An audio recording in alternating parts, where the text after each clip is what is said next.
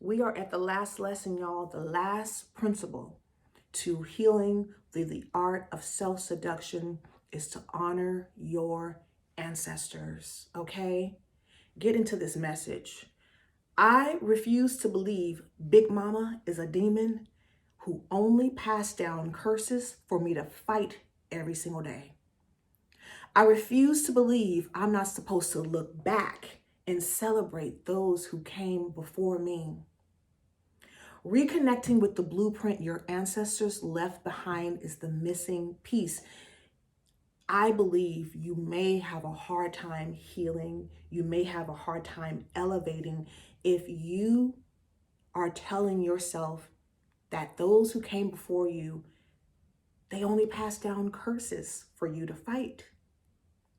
Now, we know that there are so many versions of our ancestors who have lived, and they didn't have what we have, which is YouTube, social media, a way to have our own website to put our own archives out there in these streets. Just because you don't have a physical evidence of your family tree doesn't mean everybody in your family tree was downtrodden. Your ancestors didn't just pass down curses. Where do you even think some of your dreams are coming from? If you believe that when you go to your family reunion, you can see the same features on your cousins and your aunties and uncles, that y'all can talk alike, y'all can dance alike, some of y'all are in the same profession. Okay, so do you think that just is happening in this generation? That's wild. That's wild. So if you feel called to be the healer, if you feel called to be the $1 million CEO, if you feel, called to be that creative, the activist, that is probably coming from somewhere, y'all. So you can heal by trusting the inspiring whispers in your ear that are divine moments where your ancestors, your guides, your spiritual team are giving you a blueprint. You were not born just to break curses. Now, don't get me wrong. There are curses to break, but there are also powers some of us have been taught to fear. There are powers to activate, powers to remember, powers to trust. So start trusting your lineage if you want to heal on purpose and without hurting yourself. So this is the ritual I wrote down for you, our final one. Respect. Start being kinder when you speak about yourself and your lineage.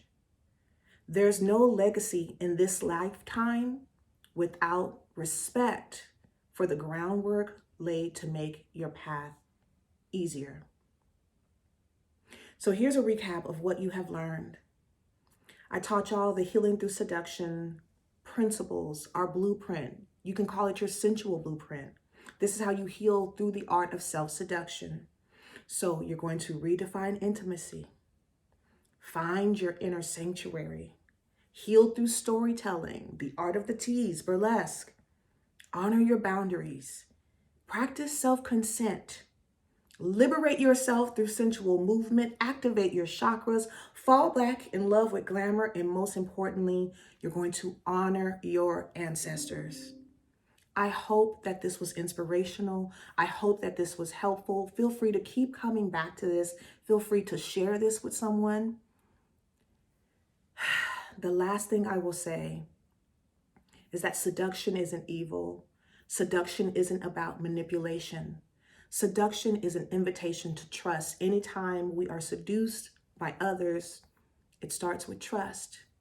And so if you can trust a stranger with your dreams, when you go on a job interview, if you're a CEO or an entrepreneur, when you have that discovery call, if you are dating, if you can go out on dates and have a good first date and think of a future forever, if you can trust so many other people, isn't it time you trusted yourself? I hope so. Thank you all for being here with me. Pearl Noire here, founder of let me say that again. Founder and CEO, okay? Let me not play myself short, of Healing Through Seduction, keynote speaker, former burlesque icon. And now I hope to be your sensual Jiminy Cricket. Until next time, y'all. Mwah.